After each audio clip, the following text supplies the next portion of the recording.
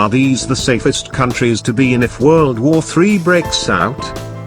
This is probably something you don't ponder on much, but if World War III was to break out, where would you feel safe? Or for that matter, how safe would you be in your home country if things got nuclear? 10. Switzerland. Despite being in the heart of Europe, picturesque Switzerland has long maintained its tradition of neutrality. Thanks in part to being surrounded by mountains, Switzerland has largely been able to keep to itself through Europe's darkest moments. Its refined population is well armed, and they don't rely so much on their government. 9. Tuvalu. Haven't heard of Tuvalu? I don't think you're alone in that, but if a war broke out, it would bypass this island nation where the 10,000 inhabitants can live in a self-sustainable fashion if need be. Tuvalu is situated halfway between Australia and Hawaii. It has more concerns about the effects of the possibility of rising sea levels due to climate change than a war. 8. New Zealand. Great place made super famous thanks to the Lord of the Rings and Hobbit films, plus its rugby team the All Blacks. Isolated, good agricultural land, and inhabited by a friendly bunch of people who are very capable of looking after themselves if the rest of the world went to war. New Zealand was ranked 4th in the 2015 Global Peace Index. 7.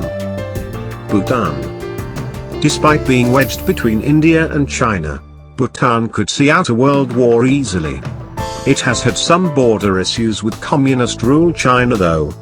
Protected by the Himalayan mountains, Bhutan has historically been isolated, and it is another place that could function without the need of the outside world and its conflicts.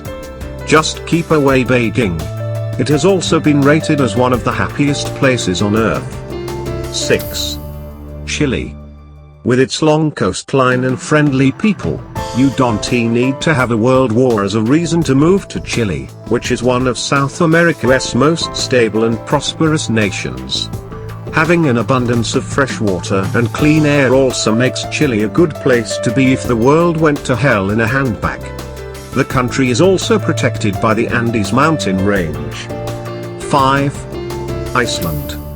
As the name suggests, Iceland is cold, but is inhabited by peace-loving Nords who are no threat to anyone. Subsequently, it has no standing army. The country has a population of 350,000, and is considered one of the most developed nations in the world. Iceland also runs entirely on renewable energy. 4. Denmark, Greenland. While Denmark wouldn't fare so well in a world war, its autonomous territory known as Greenland would probably survive. Despite its name, Greenland is 80% ice. The population is just over 50,000 people, and sadly the nation's suicide rate is very high, but at least with them being between the North Atlantic and Arctic Oceans, they are so out of the way that a world war would probably pass them by. 3. Malta. Well, I said my piece about Malta earlier, but the video goes on about it being an island fortress. Not sure if a fortress will protect anyone in this day and age, but I could be wrong. It did get heavily bombed by the Axis forces during World War II though, but managed to survive, just. Over history it has been fought over a lot.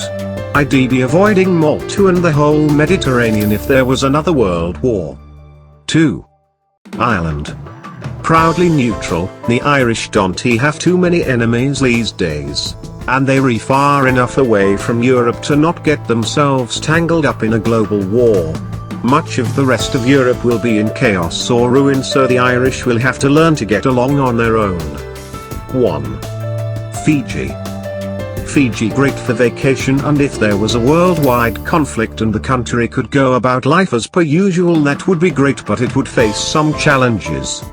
Fiji's economy is heavily reliant on tourism and sugar exports, both of which would pretty much dry up if a global war broke out. So there would some adjusting to do, and it would need to operate self-sufficiently, but considering it is rich in many natural resources, it should be able to do this. The challenge is that the population is around 860,000 and 87% of them are two major islands, Viti Levu and Vanuatu Levu. So if civil disobedience begins or increased tensions between ethnic Fijians and Indo-Fijians flares up, things might get somewhat fraught there. But would anyone waste their time dropping nukes anywhere near Fiji? Very doubtful.